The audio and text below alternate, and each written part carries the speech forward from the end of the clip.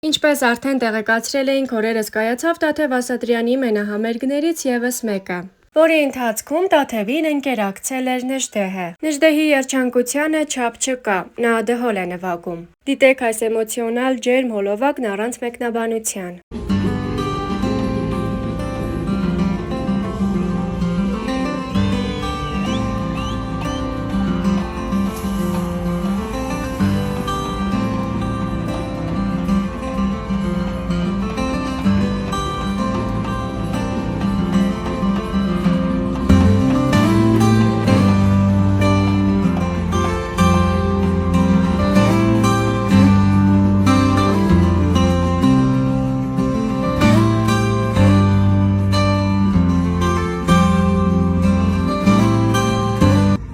Օրերս կայացավ Տաթև Ասատրյանի երկրպագուների կողմից այդքան սպասված ևս մեկ մենահամերգ։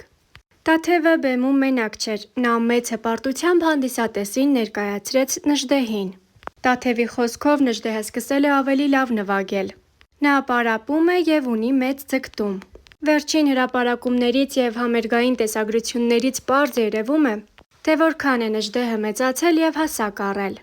Տաթևը անգամ կատակեց, որ հաջորդ հանդիպման ժամանակ նա արդեն իր հասակին կլինի։ Երգչուհին նաև նշեց, որ եթե Նժդեհը շարունակի նույն կերպ, ապա շուտով կսկսի նվագել բենդում։ Փորձեք դիտել Star-News-ի կողմից առանձնացված հոլովակն առանց հուզվելու։ Տաթև Ասատրյանը երգում է, իսկ Նժդեհը դհոլ է նվագում։ Ես ուզում եմ դուք տեսնեք, թե անցած համերգի համեմատ ոնց է մեծացել։ Այդ է։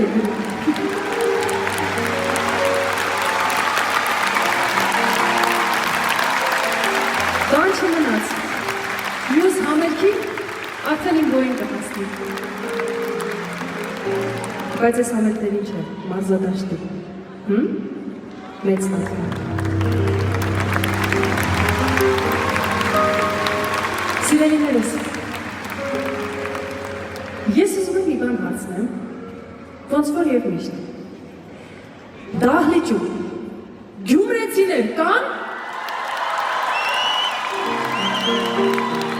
Արդեն եք Գյումրիում եք։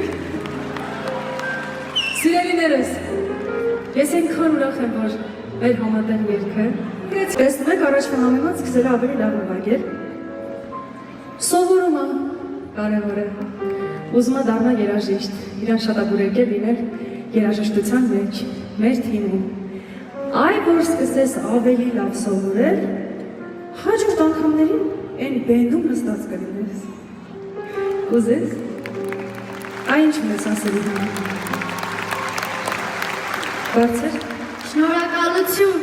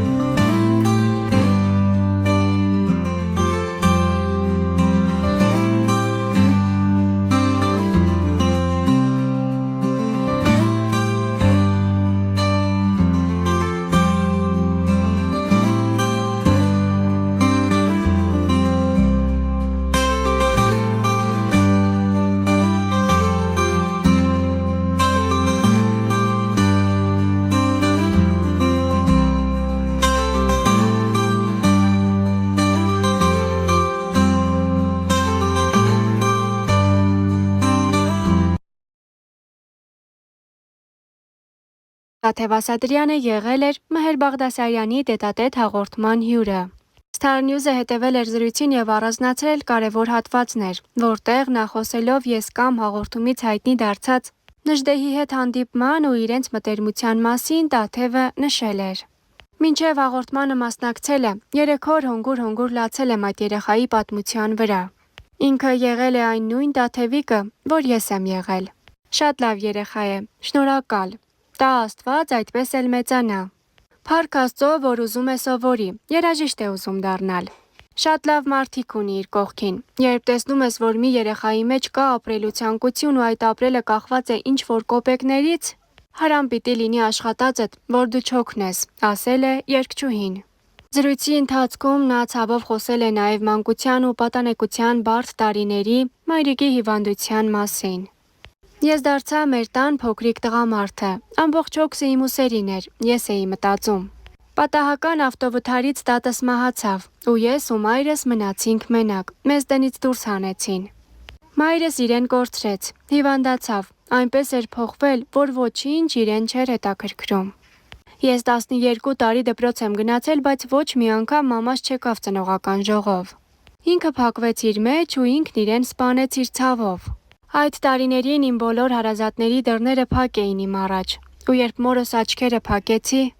իմ դուռը ես փակեցի իրենց առաջ, որովհետև էլ մարդ չունեի կորցնելու ավելի թանկ, քան մամաս էր։ Մայրս պետպատվերով էր բուժում ստանում եւ այդ ժամանակ այդքան էլ լավ չէին վերաբերվում պետպատվերով հիվանդներին։ Վերջին օրերը անցկացրել ենք հանրապետական հիվանդանոցում։ Մամաս ասաց, ես էլ չեմ ուզում այս հիվանդանոցում մնալ, ինձ տար տուն։